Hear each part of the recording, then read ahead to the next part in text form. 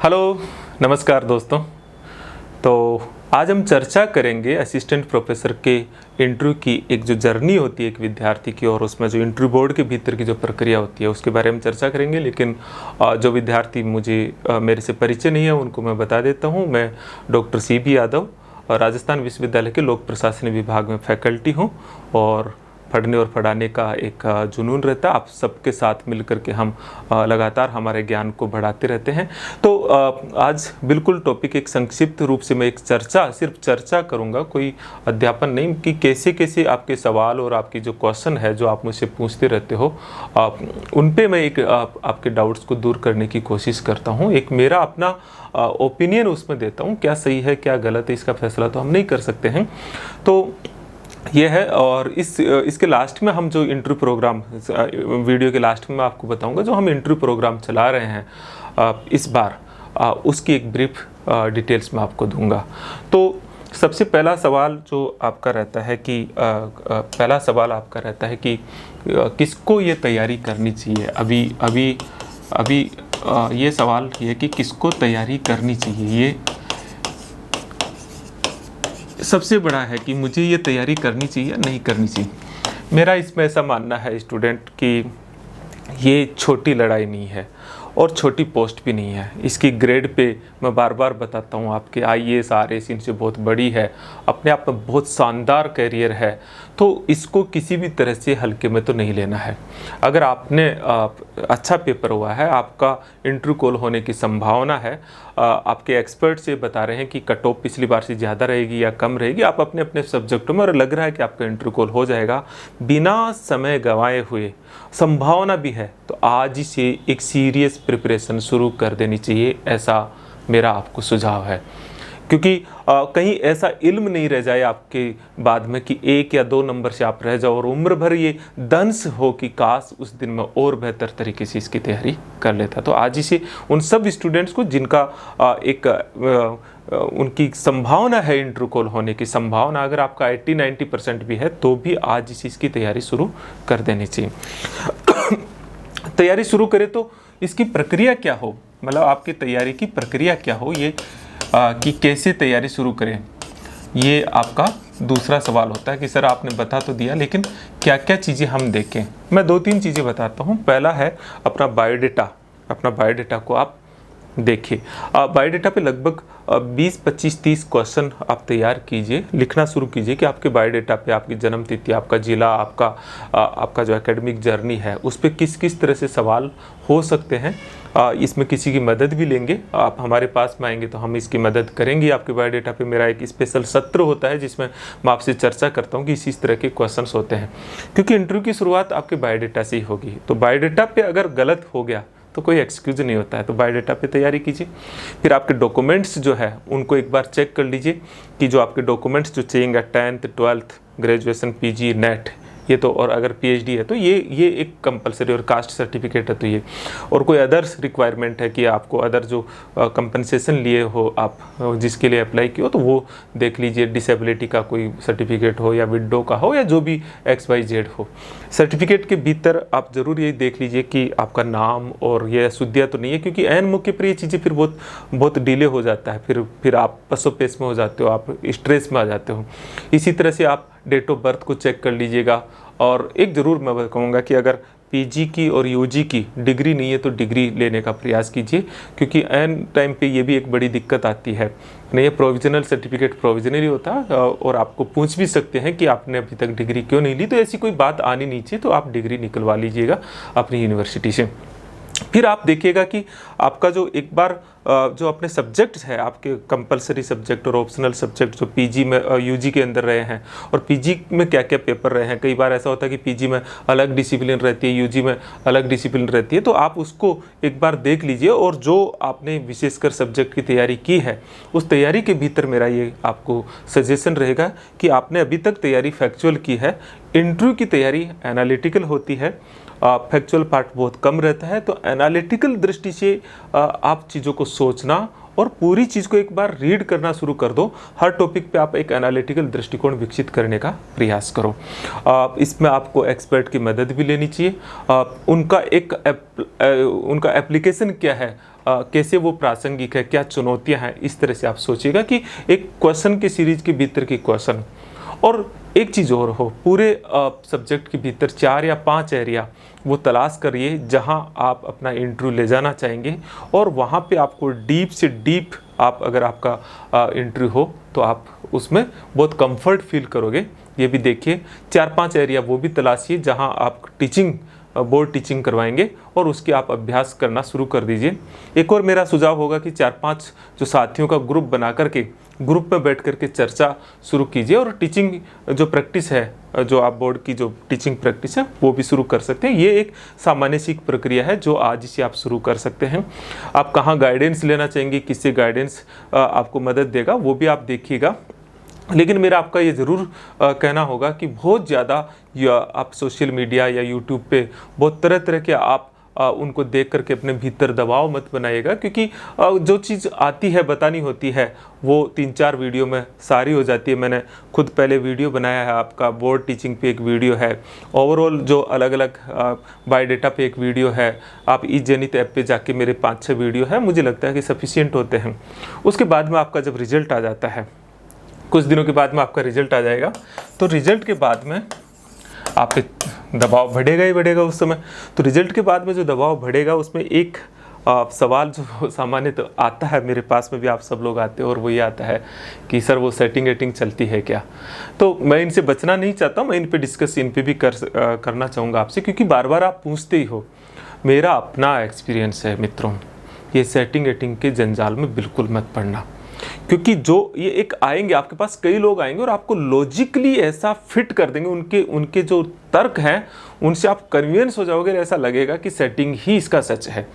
जबकि मेरे अब तक के अनुभव से मैं आपको बता सकता हूं कि सेटिंग आपकी सिपारिश से मुझे नहीं लगता कि इनका कोई संबंध है। और अगर आप अपने आप से भी सवाल पूछे कि आप क्या इस तरह से इस रास्ते पर जाकर के आप असिस्टेंट प्रोफेसर बन भी जाओगे, तो क्या अपने आप पे प्राउड फील करोगे, क्या अपने आप से नजरें मिला पाओगे। तो इसमें बिल्कुल एक ट्रैपिंग होता है। आप पहले ही कदम पे बिल्कुल क्लियर रहिए, मुझे इस रास्ते नहीं जाना, और ना बात करना ना सुनना। मैं कह रहा हूं कि सुनना भी बंद कर दीजिए। ये हो गया। अब मैं आता हूं, ये मान के चलता हूं कि अब आपका सिलेक्शन हो गया, आपकी तैयारी हो गई और इंटरव्यू देने आप पहुंच गए। अब यहाँ जो अंदर की प्रक्रिया है उसको मैं आज थोड़ा सा स्पष्ट करूंगा। अंदर की प्रक्रिया में जब आप इंटरव्यू देना जाएंगे, 2-3 चीज़ों का ध्यान रखेंगे। उस दिन थोड़ा जल्दी उठेंगे, उठ करके आप न्यूज़पेपर पढ़ लेंगे। अगर आपका आफ्टरनून की पारी है तो थोड़ा आराम से भी उठ सकते हो। उस दिन सोशल मीडिया से दूर रहेंगे, गुड विशेज का जवाब बाद में देते रहना, और समय से पहले आरपीएससी पहुंचेंगे। जैसे आप आरपीएससी जाएंगे, आपको सबसे पहले आपके डॉक्यूमेंट्स का वेरिफिकेशन होता है, आपके डॉक्यूमेंट्स चेक होते हैं, बहुत फ्रेंडली माहौल रहता है, और उसके बाद में एक कमरे में बैठा दिया जाता है। यहाँ जो कमरे में बैठाया जाता है, यहाँ पे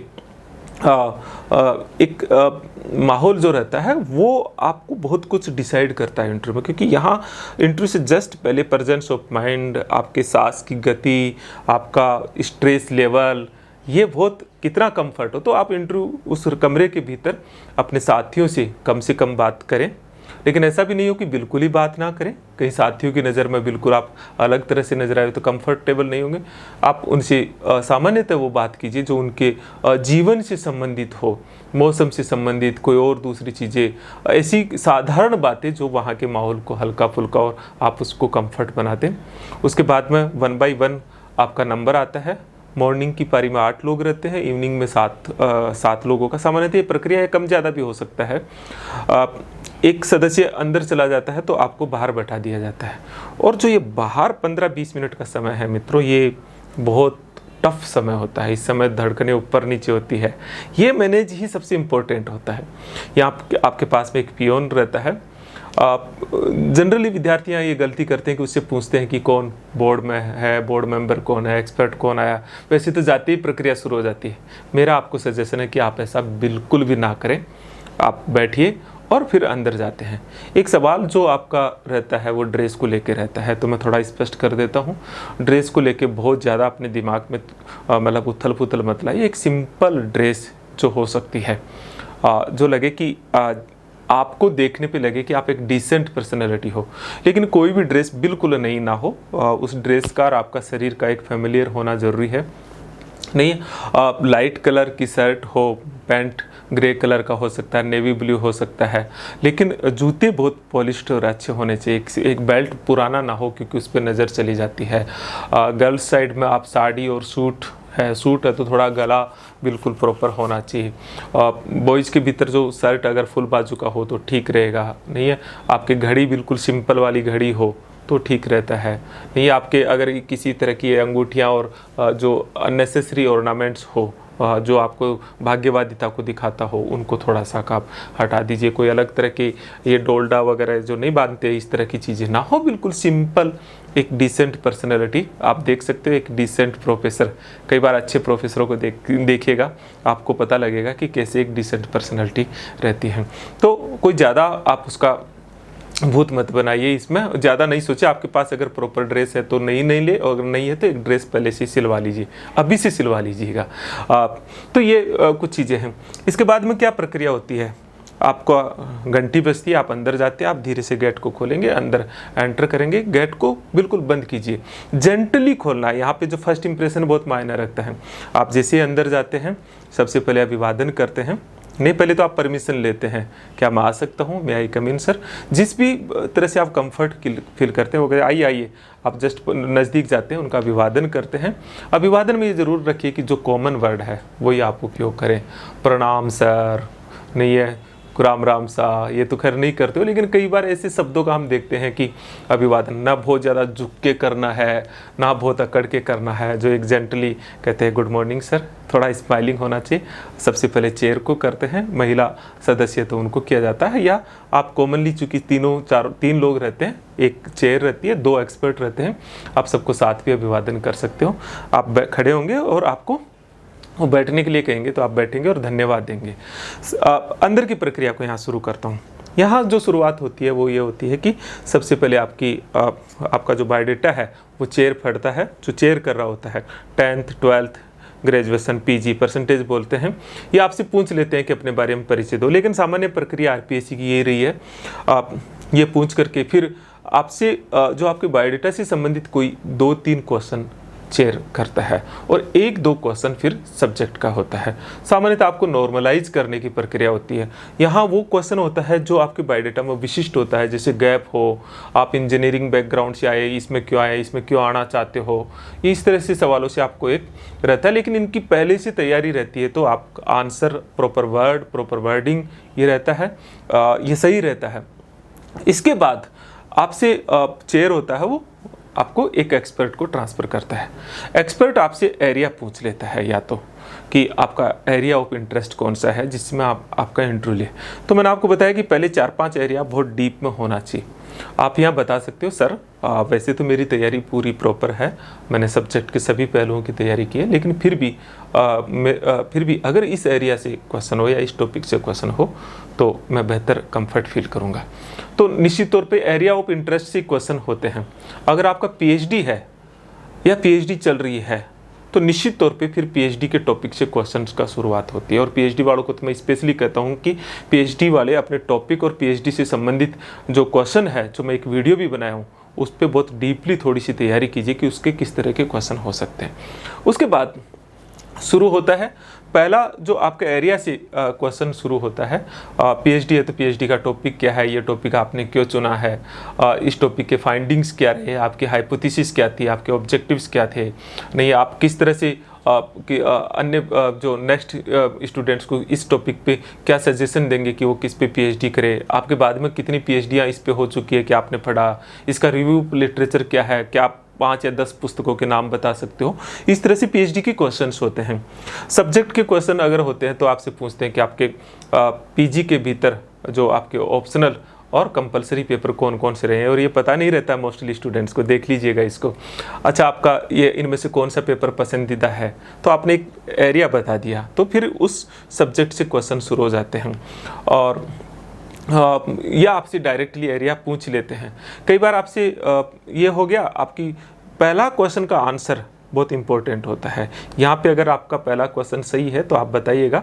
अगर आपको लगता है कि आपको सवाल का जवाब नहीं आ रहा है अगर कोई है तो बिल्कुल सॉरी कह दीजिए, सॉरी सर मुझे इसका जवाब नहीं आता।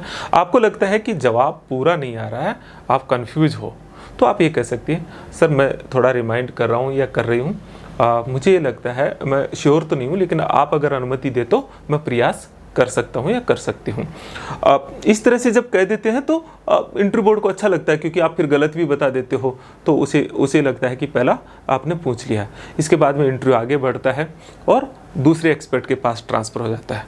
जो दूसरा एक्सपर्ट होता है, वो दूसरा एक्सपर्ट सामान्यतः जो पहला एक्सपर्ट की बातों को सुन रहा होता है, आपके आंसरों को, और उसमें से कोई क्वेश्चंस को उठा लेता है या नया एरिया चुन लेता है। सामान्यतः ये होता है कि उसी के क्वेश्चन को यहाँ उठाता है और फिर अपने नए एरिया के भीतर वो शिफ्ट हो जाता है।